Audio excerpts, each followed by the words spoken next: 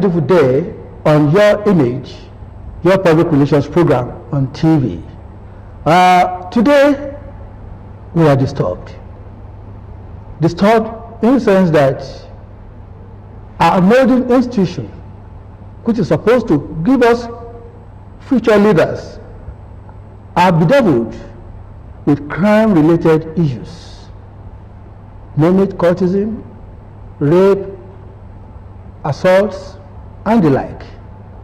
And today we have gathered to discuss the issue.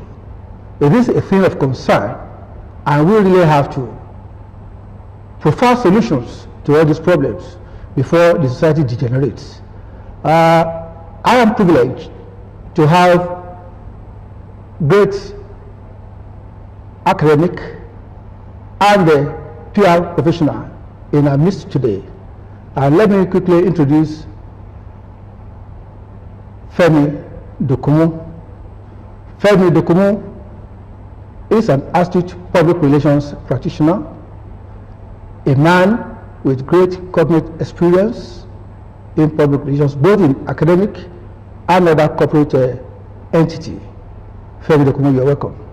It's my pleasure to be here. Thank you very much for having me. Thank you so much. I'll not forget to say that you are the past chairman of the Nigerian Institute of Public Relations Ogun State chapter. Thank you. It is also a great privilege and honor to have here today a distinguished professor of note, very cerebral, a man with great details, a conscious manager of men, and a professor of animal physiology. I am glad to have you around, Professor Segun Oshinawa. You're welcome, sir. Thank you very much. Good evening, Nigerians. Yeah, good evening, Nigerians. And of course, the topic we are treating today is curbing indiscipline in schools in Nigeria. Of course, it is a development that is so sad, and we really have to find succor to all this. My viewers, you are most welcome to Your Image Public Relations Program on OGTV. I want to illustrate, in those days, we used to have disciplined parents, we used to have disciplined leaders, administrators, and we used to have disciplined society. Let me quickly illustrate that we were told of an experience which the daughter of our former premier of the Western Nigeria had. His daughter was disciplined in school, and she had to go back to the parliament to go and meet her dad. And when she got to the parliament, we learned she was followed her to school, and they demanded for who disciplined her. And one lady came out, that was the school prefect as at that time, and said, I'm the one. Astonishingly, Chief Obafemi Awolowo, the premier of the Western region in those days, gave that senior £2 because indiscipline has to be curbed. Prof, that's one illustration. And when we reflect, what we say is the cause now. Is it a case of defective policy or moral decadence that is now pervaded in the society? Thank you very much. I think we should look at this issue from the perspective of levels of responsibility. Who is primarily responsible for the behavior of the child? If we view it from that perspective, I think we just have to start from the home, the parents. How has that child been brought up? What kinds of values have been imbued in that child? Going outside, going to school, mixing with children from other homes. How has the home training interacted with the behavior of that child in school? So we just have talking about levels of responsibility, it has to start with the parents, from the home. Then we go to the level of the school too. And of course, the primary job of the teacher is to train the child, both morally and educationally and so on. So the school also has responsibilities. And of course, the governance system for education, there's also a level of responsibility. The government has primary oversight responsibility, planning responsibilities, and so on. So it's not easy we cannot just look at one side. We cannot just blame the school. We cannot just blame the parents. We cannot just blame the government.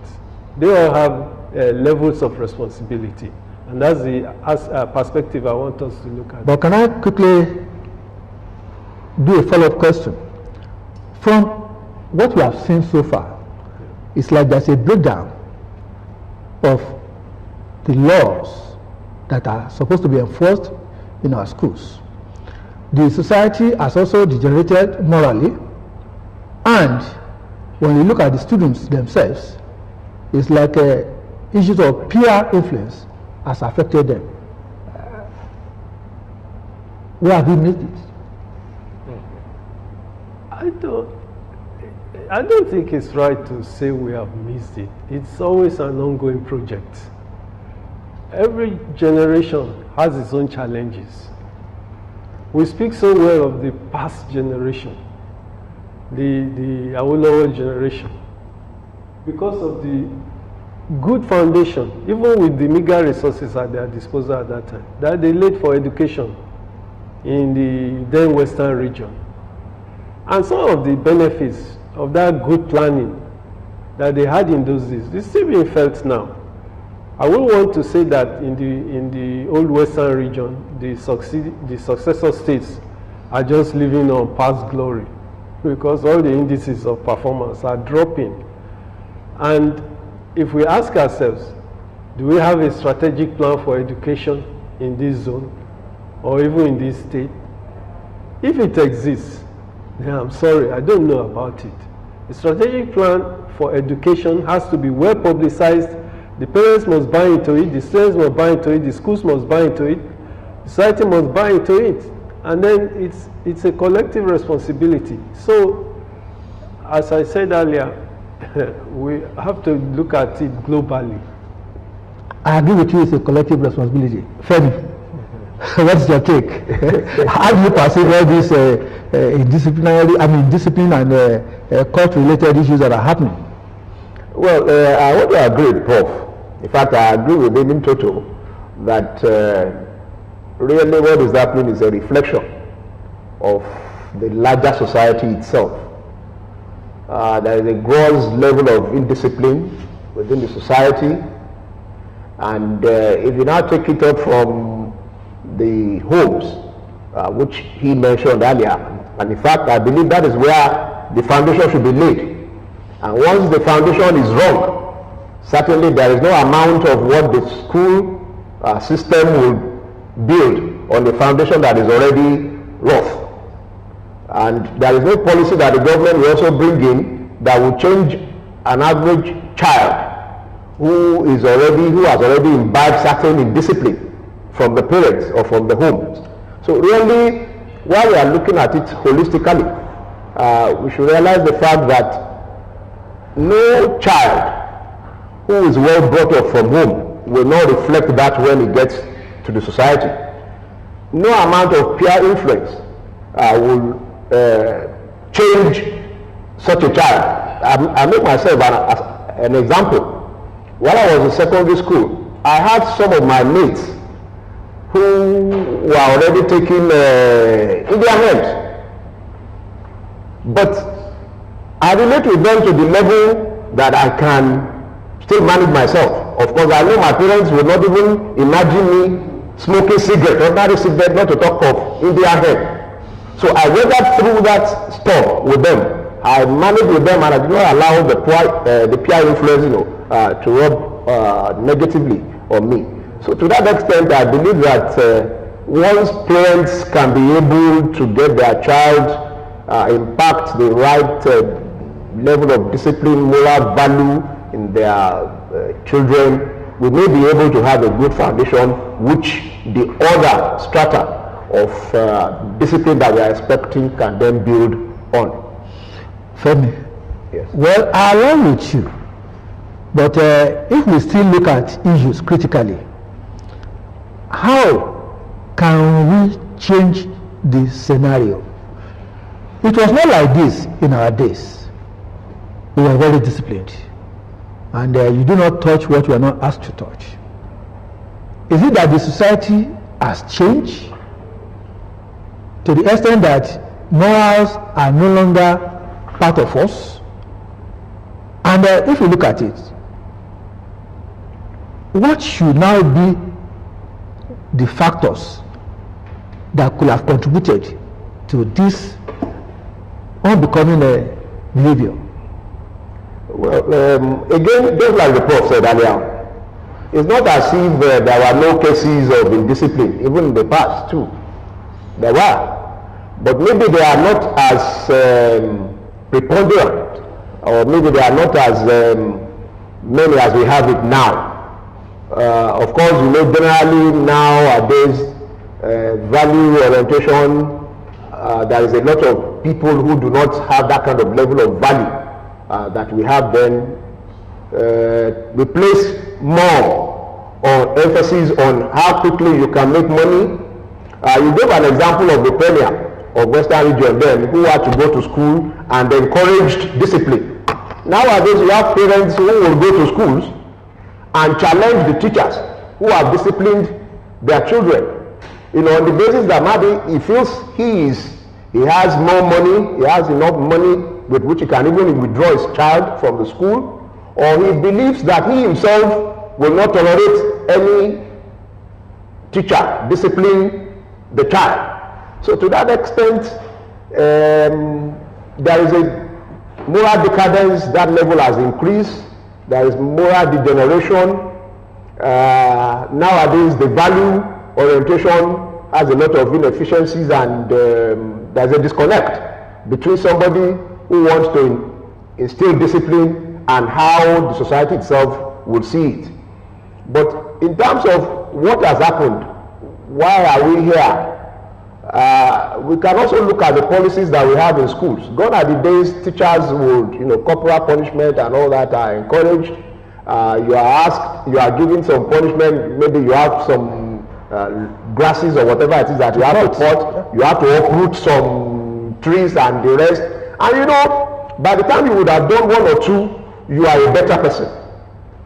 In fact, there is more responsibility too on the part of the teachers or those who are administrators in schools. But nowadays, you have a lot of conflict between teachers' responsibility and their personal interest, which conflict with their roles in modeling these children. So I think a lot of factors here and there are responsible for this. Thank you very much, Femi. Prof, if we critically diagnose these issues, we will find out that it's like we are declining. I don't want to say in standard, but we are talking of moral values. In those days, there were not so many cases of students beating teachers. There were not so many cases of students bullying themselves to the extent that they will be killing each other. There were not so many cases of schools not being well managed by school housemasters and the like. What do you see as the cause?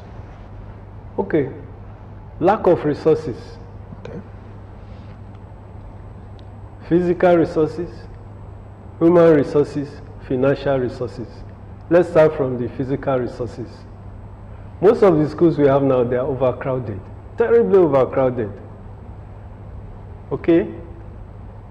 When Nigeria was going independent in 1960, our entire population was 45 million. Today we are 200 and something million. But the physical facilities have not improved in tandem with the population growth. That's number one. When schools are overcrowded, not enough classrooms, not enough chairs, in some parts of this country, children are even sitting on the floor and learning.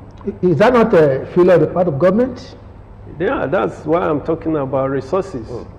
And the Awolowo government was spending 45% of its budget on education.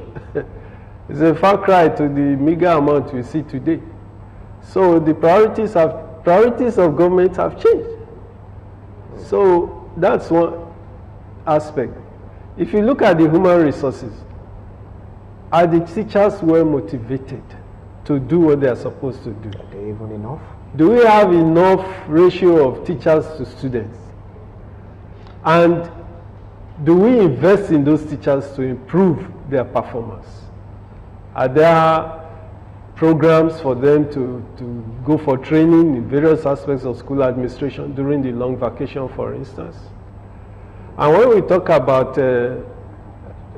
physical resources, how many schools have standard football pitches or games facilities? Or even if we talk about, we live in an IT world, in an ICT world. How many schools can boast of standard ICT facilities? These children, the situation has changed because we are now we are living in a connected world. They know what's happening in America and everywhere because they can browse their phones. Many of them have access to phones. So if a teacher does not measure up to standard, it's easy for them to see. But the idea, the basic fact is that we're not putting enough resources into education, both physical, human, and financial resources. I think we should look at that aspect. Thank you very much, Prof. Femi. From the public relations angle, maybe because there's lack of adequate public relations practices or experience or officers to man those schools.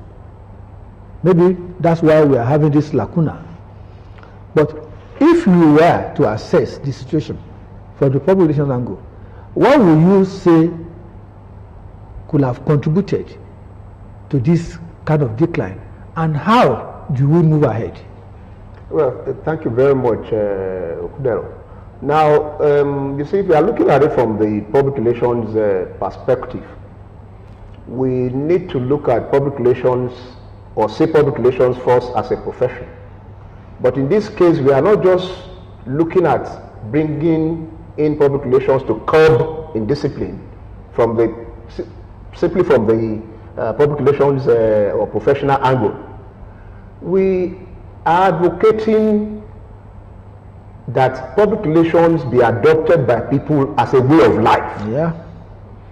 If parents, if teachers, if school administrators, if the government, adopts public relations as a way of life. And what are we talking? What do we mean by public relations there? It is that we should be more proactive. We should be more responsible. We should be more responsive to what are our responsibilities. How do we ensure that we analyze trend of events? And the way to go now is for parents and schools to begin to look at the trend of events. Public relations will look at trend of events and prefer solutions. You analyze the trend of events, predict the consequences, and then take some actions. So we are saying now that parents should not wait. For instance, the case of the Doen college. All other parents should not wait until it happens to their child or children. They should begin to be more sensitive to what is the behavior of their child when he comes home. Do they see any traces of the boy being bullied one way or the other, and then find a way to attend to it? These various schools should not wait until it happens in their schools. Now it has happened in one college. All the other colleges should quickly analyze their environment to see if there are possibilities of some boys who are bullies in their schools, identify such boys or girls as the case may be, and take proactive measures to ensure that it does not occur. You know, public relations is preventive. Yep. It's proactive. You should not wait until certain things have happened and then you now begin to look for a fire brigade approach and all that, or damage control situation. So it's important for government too to look at it and analyze their oversight functions. Are they doing enough? And just like Paul has said, do they provide enough resources? Are there enough teachers? Are there enough teachers that schools can even have as house masters, house mistresses? Analyze who are these house mistresses and house masters. Do they really possess the qualities of a responsible house master or house mistress? These are the things that public relations requires. And until every household, until everybody begins to adopt the Omoluabi approach, that concept to whatever they are doing, any parent who does not think of, okay, what is the level of human relations? The parent that goes to school to go and confront a teacher that has disciplined the child has not adopted public relations. He has not adopted any good human relations at that point in time. Thank you very much. We will continue this program, this discussion. We are going to continue next week. Prof, let me have your passing shot for this week. Thank you very much. My parting shot is that a very significant aspect of the problem is the state of mind of the parents or their circumstances. A parent that has no job has little time or resources to devote to his child. So all these issues are interwoven actually. A child that did not have breakfast before going to school is not going to concentrate on his studies or her studies. Also, you know, there are we have so much inequalities. Every morning, getting out of the house by 5:30 a.m. to 6 a.m., you see some children, they are trekking about 4 or 5 kilometers to school. And yet there are other children that are going to be driven to school and will still arrive in school earlier. So we will continue the discussion next week. Viewers, this is how far we can go this week. I want to appreciate the distinguished presence of Professor Segun Oshinowo. Thank you. CEO, Sophie Academic Services, a professor of notes, a person with great details, and a consummate manager of men. You are welcome this week. Thank you very much. Thank you for being with us. It's been a long time. It's my pleasure being here. Yeah, we'll have you regularly now. Thank you very much, please. Viewers, we have to stop today. We'll continue this discussion next week. And probably when we come around, we are going to look at the security aspect of it and then contemporarily also visualize what the problems are. Thank you for joining us. It's been a beautiful day. See you next week.